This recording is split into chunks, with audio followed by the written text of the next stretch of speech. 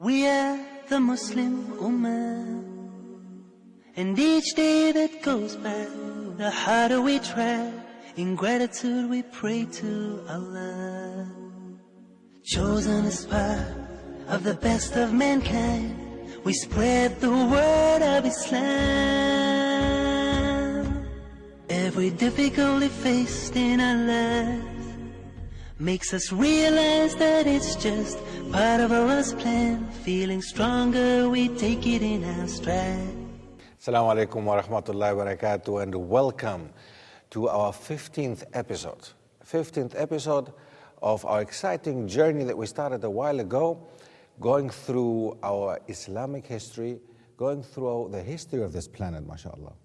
Now, we have seen that actually continents like Asia, Africa, even Europe, it's kind of known that there was some contact with Islam and the Muslims, and the spread of Islam went, of course, from that time. It went all the way to Europe from that time, from the time of Rasulullah sallallahu alaihi wasallam already, with the four Khilafah, and after this one, of course, also the Umayyads and the Abbasids. All these phases of the Muslim rulers, all these Muslim rulers brought Islam basically throughout the known continents of Africa, Asia, and even Europe. And many people have been busy the last couple of years rediscovering this type of history, also the history in Spain and the Iberian Peninsula. However, something that people do not know, and something that I would like to focus a bit in this episode, would be the spread of Islam to America. Yes, and this all under the same category, the category of the historical spread of Islam, meaning the indigenous people accepting Islam and not some immigrants like it happened, of course, later, and we will talk about this one. But at this moment, I would like to focus on how did Islam get to the Americas, North as well as South America, the Caribbean, the islands in the Caribbean, but also the entire spread of Islam from the beginning, from the north to the south, and from the beginning of Islam, basically, until nowadays. Now, in this episode, we will focus pretty much on the spread of Islam in the Americas, especially through the slave trade. Now, I'm sure that many of you know that in the past, especially in the 16th century, basically from 1550 on, there were slave traders, European slave traders, and the very first ones who started the slave trade were the Portuguese. And it's recorded in history that there were two Portuguese brothers who decided to basically go to Africa, where they had colonies already, go to Africa and take some African workers with them in order to keep them on the sugar plantations in the Caribbean or in America. Especially we're talking about Brazil. Portuguese, of course, the Portuguese, the biggest country in Latin America and South America, Brazil, was under Portuguese occupation. So if we're looking into this, we can see that from the very, very beginning, the Muslims went also to America as well as the non-Muslims went to. But not only with the slave trade, this is something that we mentioned already earlier, but Christopher Columbus, for example, and we know that Christopher Columbus went to America and discovered America for the Spanish Queen, although he himself was not a Spaniard. The Portuguese were there before him, but Christopher Columbus had with him scientists and people who helped him to go to America who were actually Muslims. Again, a reminder, the compass was invented in Muslim Spain. Before the Spaniards, of course, could go out, because they were still under Muslim control until 1492. The last city, Muslim city, Granada in Spain, fell in 1492. The Portuguese, long before, 200 to 300 years before, if not even longer, they were the ones who started already getting out towards America, towards Africa, and discovering these lands for themselves, settling and also arranging colonies in Africa as well as in America. Now, the Portuguese also, that time, had with them quite some Muslim scientists and people who knew about the whole affair of maritime, actually naval transportation, and how to get to America, that the globe was round, because the Christians even that time believed that the globe was actually flat, that there is no globe, that the world was flat. So this is something that the Muslims, of course, knew, and we can find out that Allah describes this in the Quran already, mashallah. We know and we knew that, of course, the world is a globe, it's round.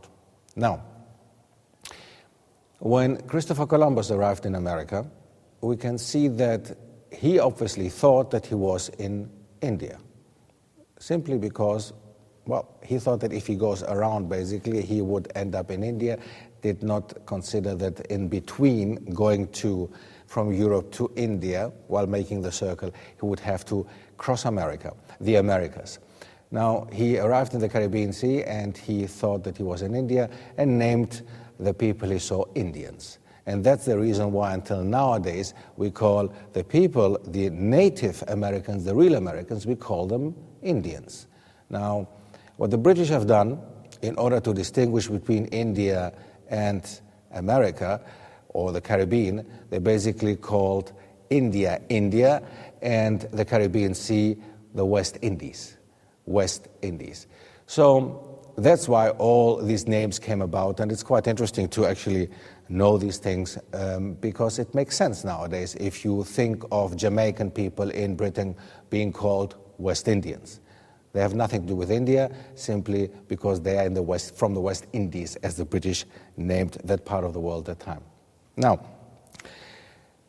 so when Christopher Columbus arrived in the Caribbean islands, in some of them, and discovered so-called the Americas for the Spanish Queen Isabella, the first thing that they did in Spain was to get rid of the Jewish and Muslim population in Spain, the ones who remained still, especially in the city of Granada, which was the last one to fall to the Christian king and queen. The Jews had to leave straight away or to face death, and most of them went to the Ottoman Empire, where the Ottoman Sultan received them gladly.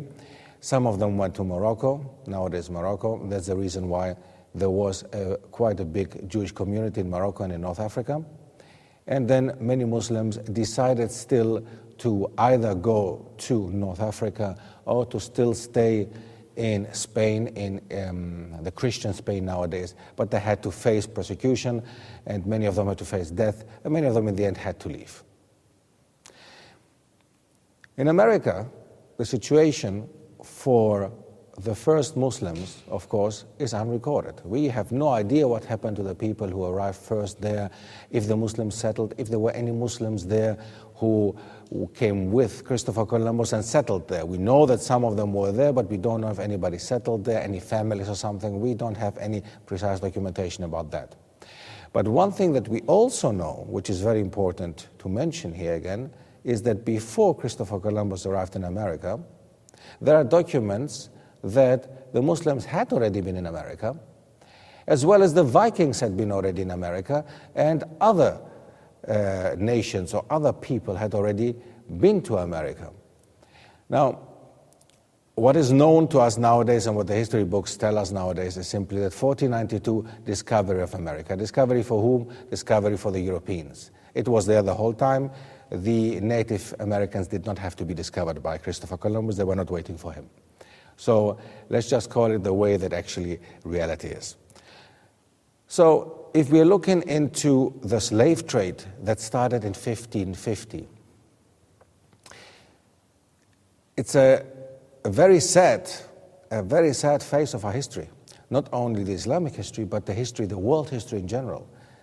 We have to understand that nothing like this ever happened before. Nothing like what we're going to see now ever happened in history before. Nobody ever went to another nation as an entire nation, even a continent, taking people from there, kidnapping people, and exporting them basically like cattle to another continent, and get them to work for them simply because they were too lazy to do it themselves. Now, when they first started the sugar plantations in America and the Americas, they had enough Native Americans, the Indians as we call them, the Native Americans, to work for them, because no European would do it themselves. You know, the Europeans were too good for themselves to do something like that. They felt like this at least. So they had Native Americans doing that for them, but they either died very fast due to the diseases that the Europeans brought with them, or they were too weak to do the work, or many of them, of course, refused to do this kind of work for somebody else. They realized that the African element, and in general it's a known and common fact that in Africa, you know, people are more robust in a way of they are more able to do hard work, and due to that reason, many people decided, including the church, the Catholic Church, they supported the idea of getting Africans from Africa to get them to do work in America. It's a very important thing what I'm saying here now. The Catholic Church, and again this is documented, there is nothing, this is not my opinion. So the Catholic Church at that time even issued documents saying that Africans are not on the same level like Europeans, that actually they are on the level of being animals. So for that reason, it was given they gave the Spaniards and the Portuguese the okay to start trading with Africans as if they were cattle.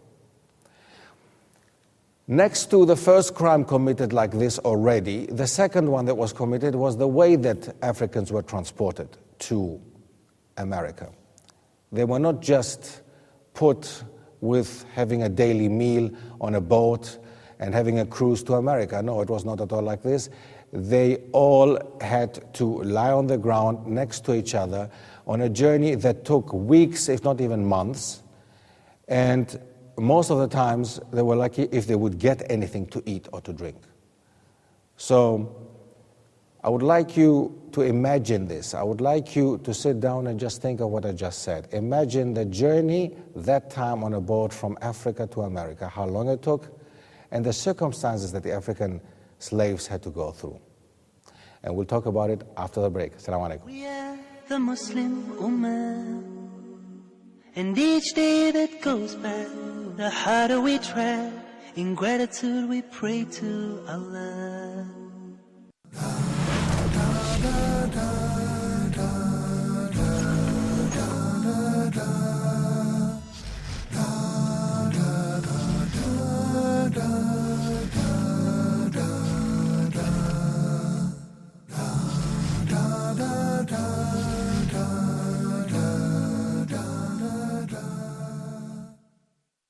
The Muslim Ummah, and each day that goes by, the harder we try. In gratitude we pray to Allah. Assalamu alaikum wa rahmatullah, and welcome back after the break. Now, we spoke before the break about the slave trade. We spoke before the trade about the crime, as I call it, and many in history call it, that was committed during the time of 1550 when everything started until around 1800s ongoing. It was a crime committed to a specific nation. It was a crime committed especially to the African continent, supported by the Catholic Church at that time and supported by business people and tradespersons who basically saw in it nothing else but a business. Africans who were taken from Africa, a third of them has been discovered now, by the way, a third of them were Muslims. 1/3 of them were Muslims. Now, this is an amazing fact, isn't it? If you imagine that more than 30% of the people who were taken from Africa to America were Muslims, and on their way to America, many of them died. We do not know exactly how many of them were taken away. There is no exact data. We do not know exactly how many arrived in America alive. We do not even know how many died on their way to America. And of course, we don't know exactly how many Muslims arrived in America in the end. But we know that around a third, and Abdul Hakim Quick who has done quite some research about this subject, Islam in America, in the Americas, and has written quite some useful information in books about this topic. He has come to the conclusion to say basically more than 30% of the Africans who were taken from Africa to America were actually Muslims. We know also for a fact that in America, when many of these slaves had arrived in America, many of them, especially the Muslims, decided to flee from their masters and were quite rebellious actually in their attitude and behavior, which obviously is understandable. The white masters did not allow the Africans to practice their religion, especially not when it was Islam, because you have to imagine that the Spaniards and the Portuguese just came out of, having Muslim time behind them already, and now suddenly they discover that they had to deal again with Muslims, and this time these Muslims that they had there were under them, so they could do what they wanted basically with them, and they did prohibit them from practicing their deen properly. But still, we have documents. We know that many of the Africans who fled, who left the plantations, many of them were even able to read and write. And that's how most of the Muslims, actually, most of the African Muslims were the ones who could read and write. And even there were treaties found in North America, treaties found between the Europeans and Muslim Africans who had fled the plantations, who had established own societies already at that time.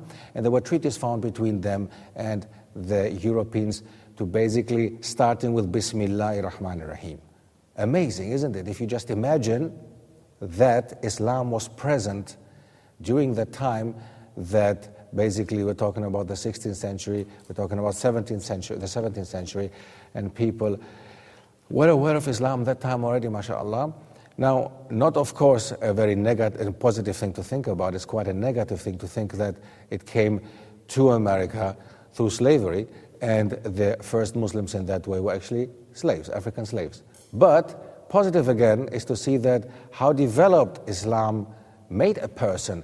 The Muslims who arrived in America, the African Muslims, could read and write, most of them. Many of them were very educated people.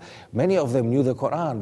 There were people who were Hafiz Quran. They knew the Quran by heart. And we also know that many of them could recite the Quran, and that there was an attempt to write the Quran down in the Americas, which happened also in South Africa and in other parts of the world, where basically Muslims had to somehow cope with whatever was there, and there was not a lot. So, one important thing to look into is the history of the Muslims in Brazil in that way.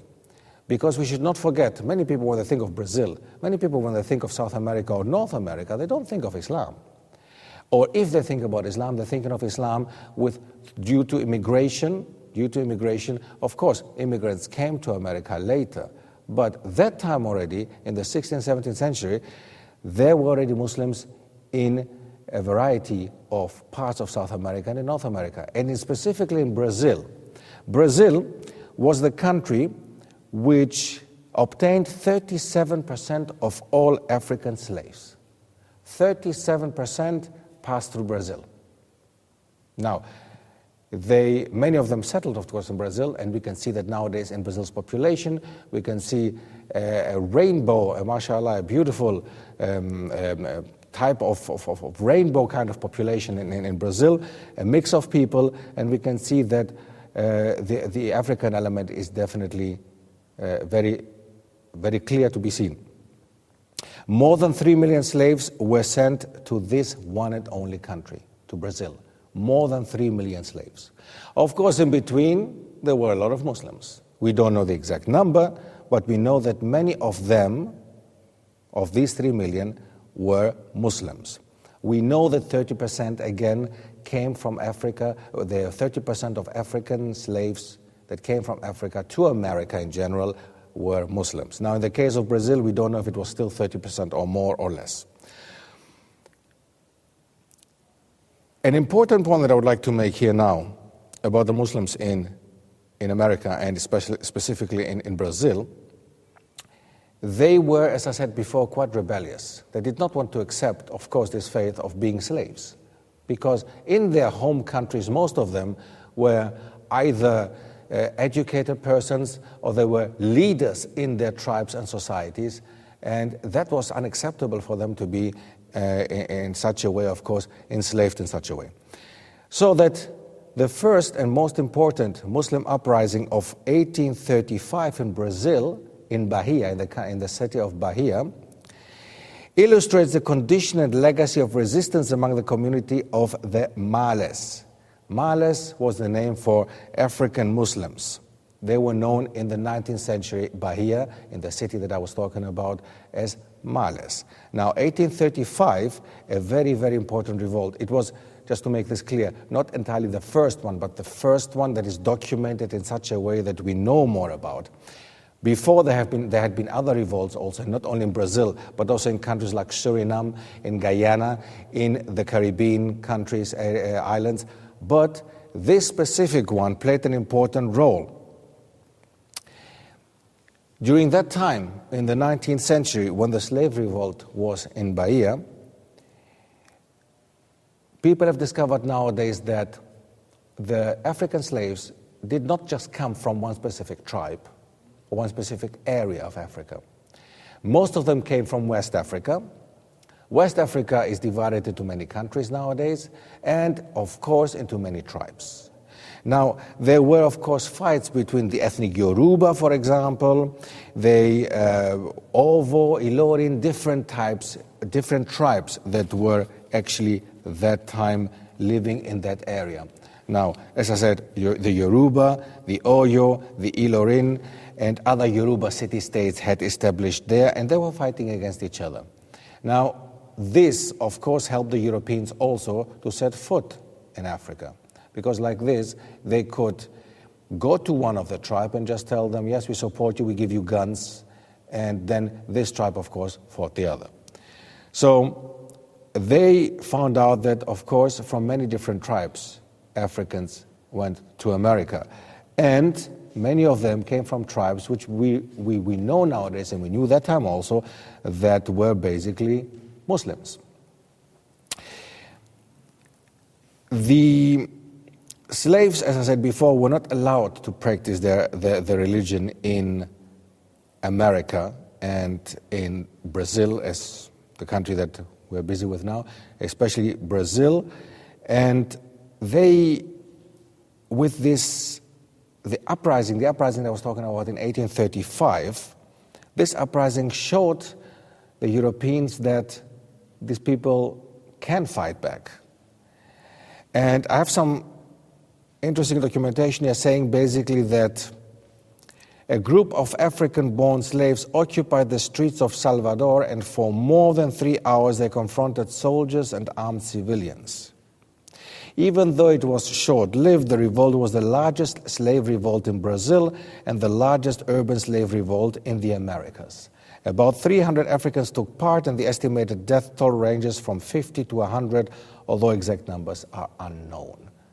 Now, again, 1835 was not the only revolt. In Brazil, definitely not the only one, and not the only one in South America. But it was one of the most important one, or the largest one, that showed during that time also, and was supported by Muslims, Most of the other revolts actually were also supported by Muslims. One big revolt, again, in the country of Suriname. If we look on the map, it's a country which is above Brazil, which was formerly called, it was known as Dutch Guyana, one of the Guyanas. Now, in that country, in that very country, there was another revolt, slave revolt, which was also led by Muslims. Many of the participants of this revolt, of course, were sentenced to death, to prison, whippings, or deportation. The rebellion had nationwide repercussions. Now, many of the people, of course, after having seen what happened to the revolutionaries, feared the Brazilian authorities, the Portuguese Brazilian authorities, and began to watch the Males very carefully. And in subsequent years, intensive efforts were made to force conversions to Catholicism and erase the popular memory of an affection towards Islam. So that gave them a little bit more push towards getting these African Muslims away from their Islam, because it makes them too rebellious. And the less they know about their background and their identity, the safer we are as Portuguese or as Europeans or as white Brazilian government. Now, they tried as much as they could, and many things worked, but still, as late as 1910, it is estimated there were still some 100,000 African Muslims living in Brazil. Now, about nowadays situation in Brazil, we will talk about it in another episode, inshallah, but we see that Brazil, the Americas, South America, North America had Muslim population already long before immigration started for Muslims. Jazakumullahu khair. I would like to thank you for your interest and see you in the next episode. Assalamu alaikum. We are the Muslim Ummah, and each day that goes by, the harder we try. In gratitude we pray to Allah. Chosen as part of the best of mankind, we spread the word of Islam.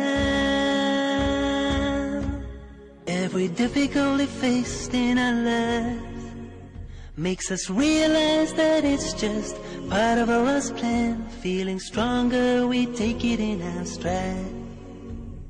We are the Muslim Ummah, and each day that goes by, the harder we try.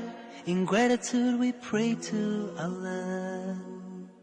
Chosen as part of the best of mankind, we spread the word of Islam. Every difficulty faced in our life